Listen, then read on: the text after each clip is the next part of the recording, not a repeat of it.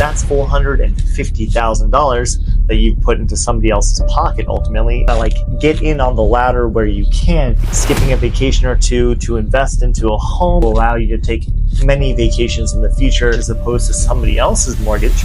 You're putting the largest expense you have into your own future. I'm Tucson Tom of TucsonTom.com, and I'm holding the home open on the east side of Tucson today. I have a little bit of time to discuss renting versus buying, and I thought this would be a good opportunity to do so. Renting versus buying. I have this little price list here. It gives you a real quick visual reference of, okay, so if I were to spend $3,000 on rent for 15 years, what would that look like in terms of how much money am I spending? Well, $3,000 in rent, let's say $1,500, something more realistic. You spent $1,500 in rent over, let's say, 5 years. You've spent $90,000 towards somebody else's equity at, let's say, a home that's worth $350,000 today in Tucson, maybe around the median there. At a 7% interest rate, you're spending around $2,500 a month. Now, if you're already spending something close to that, perhaps you would be better off owning. And so you look at 15 years of spending $2,500 on rent, 15 years of trying to, maybe you're not quite ready to make that home ownership leap.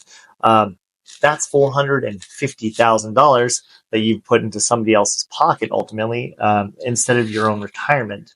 So it's something to consider, right? Now, it's not exactly the easiest thing in the world to just say, oh, I'm going to go out and get, I'm going to go out and buy a home. It's a little bit more complicated, right? And so let's look at this. Let's pull up a calculator real quick. Let's say you wanted to start maybe something a little smaller, something affordable.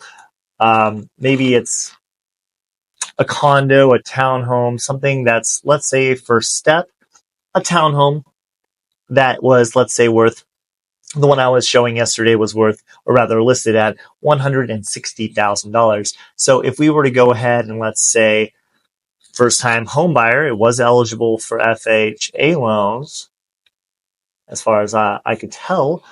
Let's say we were going to put 3.5% down, which, certainly is probably minimizing the total amount that you'll have to be putting into this, in terms of inspections, in terms of responsibility for your buyer agent.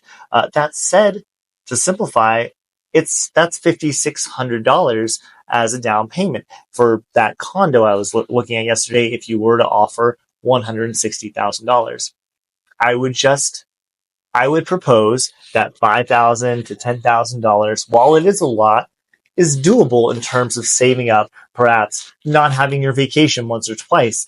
I would recommend this in the sense, not for everyone, and everyone's situation is unique, but in the sense that over time, skipping a vacation or two to invest into a home and building your own equity will allow you to take many vacations in the future that you might not have been able to without that opportunity.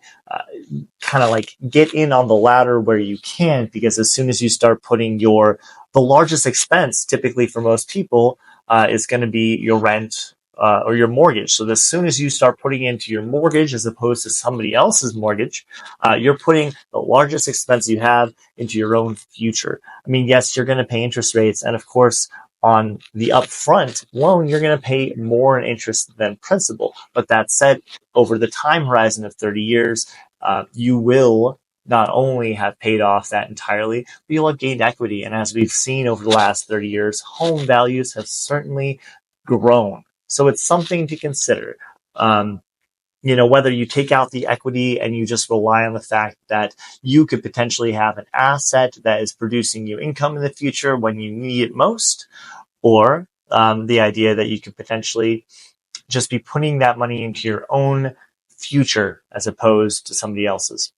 It's something to consider, and I think this visual references such as this are really helpful in just kind of seeing like, wow, I've really put in a lot to somebody else's pocket over the years, or I haven't, and what does that mean to me?